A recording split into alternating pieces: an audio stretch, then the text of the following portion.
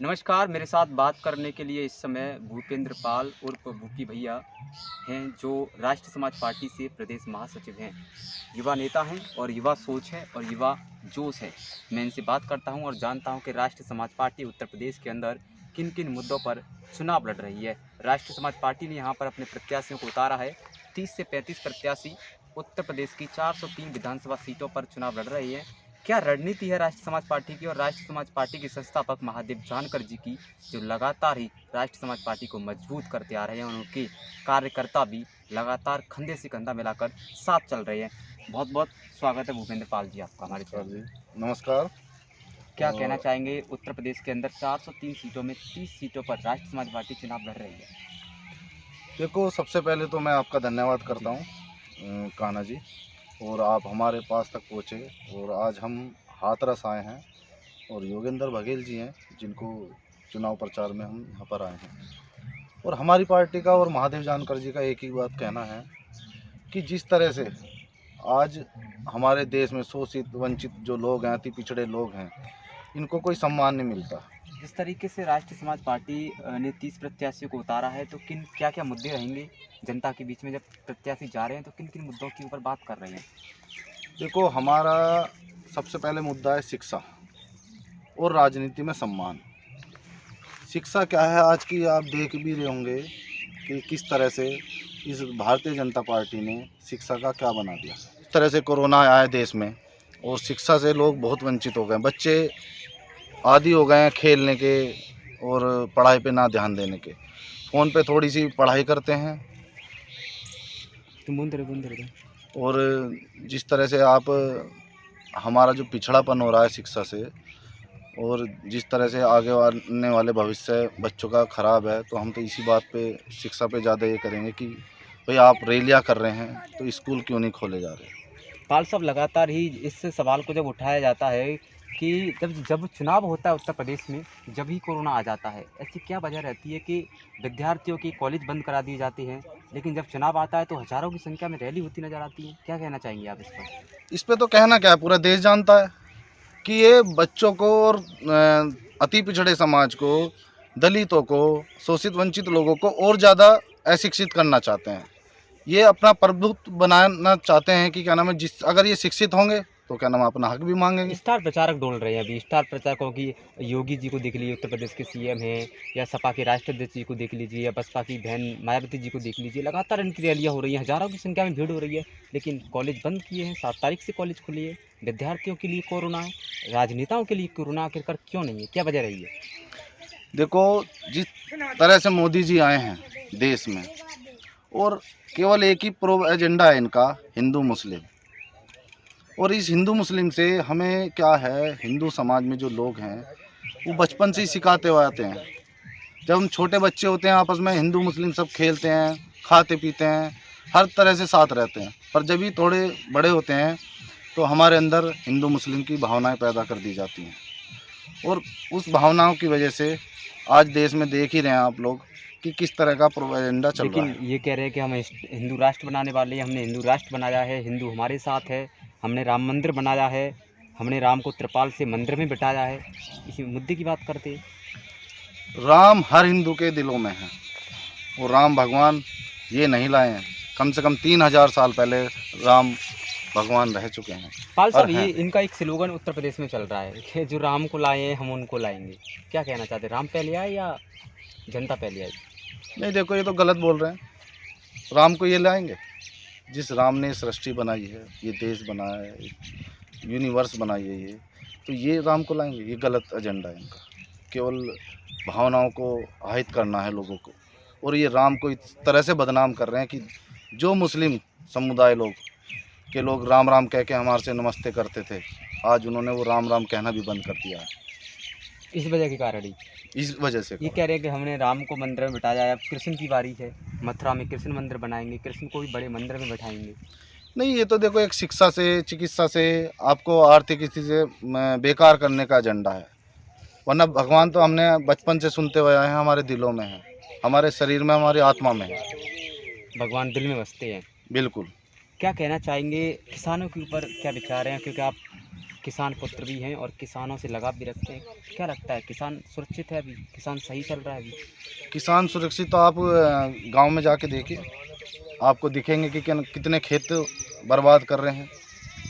जो आवारा पशु हैं किस तरह से किसानों की खेतियों को बर्बाद कर रहे हैं। किसान रात को सो नहीं पा रहा है, डंडा ले लेके क्या नाम है सड़कों से उनको, खेतों से उनको भगा रहा है। लेकिन सरकार के कार्यकर्ता कह रहे हैं कि हमने गौशाला बनवाई है गायों के लिए और उनको आवारा जानवरों को एकत्र करने के लिए टीम गठित की गई है।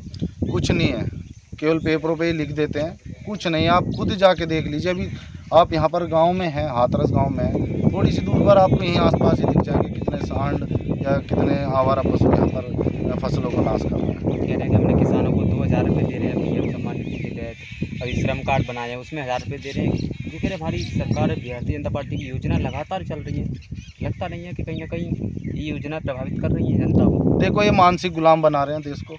गुलाम बनाने की ये इनकी जो नीति है कि पहले आदत डालते हैं, पहले फ्री का खवाने की, फ्री फ़ोन चलाने की, ये जो इन्होंने आदत डाल दी है, मतलब एक तरह से निकम्मा बना रहे हैं देश में लोगों को। तो जिस तरह से फ्री राशन दे रहे हैं, कह रहे हैं कि फ्री राशन दे रहे हैं, पर वो जनता से ही लूट रहे हैं। आप पाल साहब, एक बीच में सवाल मैं पूछना चाहूँगा आपसे। आपने महीने की बात की, महीना कितने दिनों का हो सकता है मैक्सिमम? 30, 31, इससे ज़्यादा भी हो सकता है? नहीं, बस इतना ही है। लेकिन जो हम अपने मोबाइल में रिचार्ज कराते हैं तो उसमें 28 दिन, 56 दिन के 2 महीने, ऐसा क्यों? नहीं, देखो, ये जो एजेंडा है ये आपका, भाई आप ये देखो जिस तरह से इन्होंने जियो चलाया, इन्होंने पूरी कंपनियां, दूसरी जो कंपनियां हैं इनको बर्बाद करने के लिए जियो चलाया। पहले आदत डाली फ्री का, लोग रात दिन उसको आदत पड़ गई। अब फ़ोन के बिना बच्चे क्या बड़े भी नहीं रह सकते। और जिस तरह से इन्होंने महंगाई कर दी रिचार्जों पे, और रिचार्ज तो महंगा करा ही करा, इन्होंने दिन कम कर दिए। तो ये बहुत गलत है, इसकी आवाज़ उठनी अब चाहिए। तो 24 दिन का महीना हो गया है। ये बहुत गलत है। 24 दिन का महीना हो सकता है आपको लगता है? नहीं नहीं, बिल्कुल नहीं, बिल्कुल कितने दिन का होना चाहिए कम से कम? नहीं। 30 और 31, 30 या 31 का होना बस चाहिए। बस। पाल साहब, जिस तरीके से उत्तर प्रदेश में पहला चरण गुजर के गया है, क्या स्थिति नज़र आ रही है आपको उत्तर प्रदेश के चुनावों की? नहीं, बहुत बुरी स्थिति है, लोग जानते हैं। पर जो थोड़ा सा अंधभक्ति में लोग हैं, जो शिक्षा को नहीं समझ पा रहे, चिकित्सा को नहीं समझ पा रहे, अपने अति पिछड़े को नहीं समझ पा रहे, अपनी गुलामी को नहीं समझ पा रहे। नहीं, अगर भाजपा कहती है कि हमने शिक्षा स्तर को सुधारा है, चिकित्सा स्तर को सुधारा है, कोरोना काल में हमने वैक्सीनेशन किया पूरे देश के अंदर। शिक्षा की बात की जाए तो उन्होंने कहा कि शिक्षा में हमने कोरोना काल के बाद भी विद्यार्थियों को पास कर दिया। पास कर दिया तो आदत ही बिगाड़ी है उन बच्चों की, उनका नुकसान ही करा है। बच्चे कहाँ मेहनत कर पाए हैं, पढ़ ही नहीं पाए तो पास क्यों करें।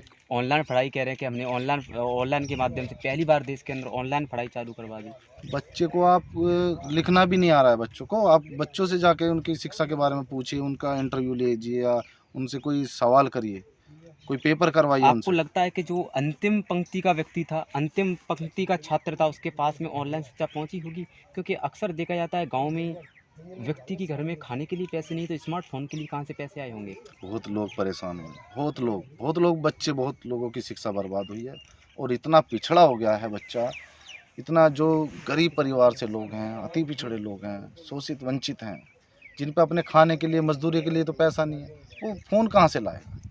पाल साहब, उत्तर प्रदेश में बीजेपी सबसे बड़ी पार्टी है, समाजवादी पार्टी भी अच्छी पार्टी है, बहुजन समाजवादी पार्टी, लेकिन आपने राष्ट्रीय समाज पार्टी को ही क्यों चुना? ऐसे कौन से नेता से आप प्रभावित हुए राष्ट्रीय समाज पार्टी के से कि आपने राष्ट्रीय समाज पक्ष को चुना? को हमारे महादेव जानकर हैं, कैबिनेट मिनिस्टर रहे हैं वो, और एमएलसी हैं फ़िलहाल। तो उनकी रणनीति क्या है, वो बीटेक से गोल्ड मेडलिस्ट हैं और आज उन्हें 30 साल अपना घर छोड़े हुए हो गए। उनके जो बलिदान है वो हमें प्रभावित करा, उस बलिदान ने।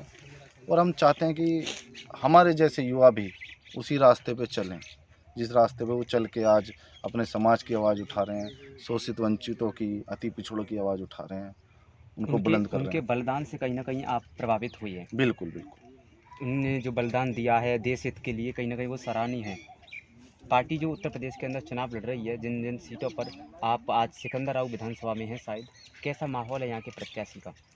देखो, माहौल बहुत अच्छा है और लोगों को समझा रहे हैं कि भाई किस तरह से हमें दूसरी पार्टी किस तरह से हमें यूज़ करती हैं, किस तरह से हमें यूज़ करके निकाल देती हैं। तो हम चाहते हैं कि राष्ट्रीय समाज पार्टी को मजबूत करा जाए, इस घर को मजबूत करा जाए, इसको झोपड़ी की जगह महल बनाया जाए। तो हमारा तो यही पूर्व एजेंडा है। राष्ट्र समाज पार्टी जिस तरीके से समय आता जाएगा तो क्या क्या नए नए मुद्दे हैं राष्ट्र समाज पार्टी की जनता के बीच में आप जा रहे हैं, बता रहे हैं जनता को कि राष्ट्र समाज पार्टी आएगी तो ये मुद्दे आएंगे, ये इसका स्तर सुधरेगा? हमारा एजेंडा जो वोटर हैं उनको पेंशन देने का है, क्योंकि उनका भी हक है। वो वोटर जो हैं, और हमारा महिलाओं का सशक्तिकरण है, और जितने भी अति पिछड़े लोग हैं, और जितने भी हमारी शिक्षा से रिलेटेड जो चीज़ हैं, वो सब हमारा एजेंडा ही है। बहुत बहुत धन्यवाद भूपेंद्र पाल जी हमसे बात करने के लिए। जी जी, बहुत बहुत धन्यवाद। मेरे साथ में भूपेंद्र पाल जी उर्फ भूरी सिंह पाल जी, जिन्होंने बताया है कि लगातार जिस प्रकार से राष्ट्रीय समाज पार्टी हमेशा ही एक ऐसे राष्ट्रीय समाज पक्ष के संस्थापक महादेव जानकर जी के आदर्शशिला पर चलती आ रही है, जो सन्यासी है। उन्होंने लगातार ही अपने समाज के लिए ही नहीं बल्कि सर्व समाज की हितों को ध्यान में रखकर संन्यास लिया और देश के लिए काम कर रहे हैं। उनकी पार्टी उत्तर प्रदेश में इस समय 30 से 35 सीटों पर चुनाव लड़ रही है। उत्तर प्रदेश में 2022 का चुनाव चल रहा है, पहले चरण का चुनाव हो चुका है। अब देखने वाली बात ये होगी कि आखिरकार उत्तर प्रदेश का सीएम कौन होता है और उत्तर प्रदेश की गद्दी पर कौन बैठता है। लेकिन वहीं आपको बता दें कि आने वाले समय में राष्ट्रीय समाज पार्टी अपनी धाक जमाने के लिए और मजबूती पैदा करने के लिए संगठन के अंदर लगातार ही एक ऐसे प्रोपेगेंडा लेकर आ रही है, जिसके माध्यम से जनता उनसे जुड़ती जा रही है। क्योंकि यहाँ पर राष्ट्रीय समाज पार्टी के बड़े बड़े दिग्गज नेता जो सिकंदर राव से चुनाव लड़ रहे हैं, उनके माहौल बनाने के लिए, जनता के बीच में पैठ जमाने के लिए, प्रचार करने के लिए आ रहे हैं। ये तो समय ही बताएगा कि आखिरकार 2022 का मुख्यमंत्री कौन होगा। लेकिन हम कह भी सकते हैं कि आने वाले समय में राष्ट्रीय समाज पार्टी भी उत्तर प्रदेश में उभर कर अवश्य आएगी। कैमरा पर्सन अभिनव धनगर के साथ मैं कान्हा धनगर।